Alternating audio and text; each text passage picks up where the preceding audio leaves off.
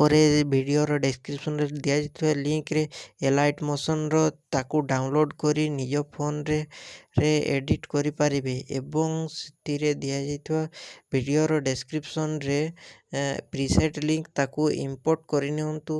ତାପରେ ସେଥିରେ ଆପଣ ଯାହା କିଛି ଚେଞ୍ଜ କରିବାକୁ ଚାହୁଁଛନ୍ତି ତାହା ଚେଞ୍ଜ କରିପାରିବେ ଏବଂ ନ ଚେଞ୍ଜ କରି ମଧ୍ୟ ଆପଣ ତାକୁ ସିଧା ଡାଉନଲୋଡ଼୍ କରିପାରିବେ। ଯଦି ଭିଡ଼ିଓଟି ଭଲ ଲାଗିଥାଏ ଚ୍ୟାନେଲଟିକୁ ସବସ୍କ୍ରାଇବ୍ ଆଣ୍ଡ ଭିଡ଼ିଓଟିକୁ ଲାଇକ୍ କରିନିଅନ୍ତୁ।